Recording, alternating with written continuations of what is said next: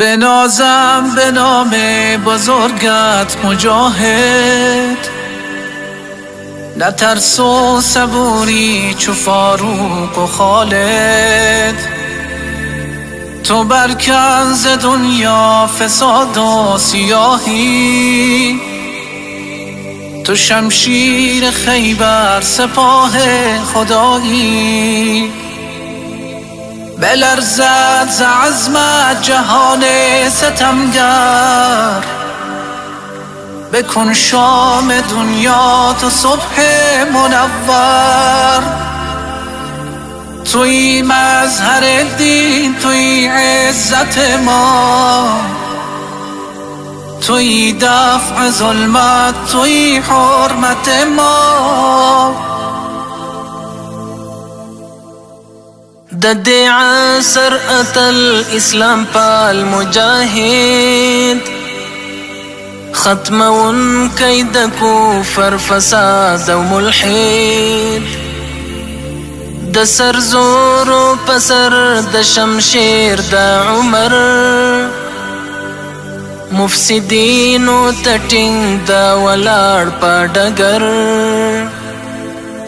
ماتون کئی دهر ستمگر او جابر، مقابل دی مغرور تا اجال د کافر.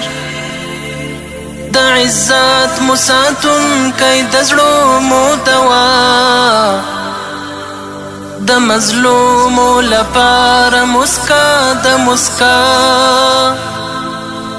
نماد شجاعت بزرگ مرد میدان مجاهد، تو هستی نگهبان قرآن.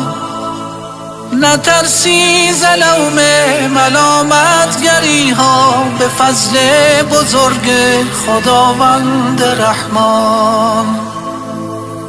بهادر د لري لوی تاریخ میړنی، د کلونو ورپاتې جګړو کې برای.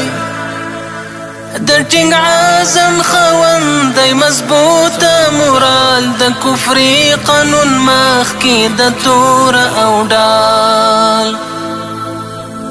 بنازم به نامت تو سرباز احمد، تو باشی شفای غریبان امت. یقین تا قیامت جهاد است جاری، تو برکن بزن ریشه هر فسادی. زمین را صفا کن ز شرک و ستمگر، بزن فرق دشمن تو الله اکبر. بیا جملگی در کنارش بجنگیم، به امر خداوند همه صف ببندیم. محافظ د قرآن دی د سر په سودا، قربانیږي په دین او د خدای په رضا. شجاعت او جذبه یې رښتیا ایمانی، د اورتل کې چې تن کړي په مینه ستی. بهادر د لري لوی تاریخ میړنی، د کلونو ورپاتې جګړو کې برای. د ټینګ عزم خوندی مضبوطه مورال، د کفري قانون مخکې د تور او ډال. بهادر د لري لوی تاریخ میړنی، د کلونو ورپاتې جګړو کې برای. د ټینګ عزم خاوندی مضبوطه مورال، د کفري قانون مخکې د تور او ډال.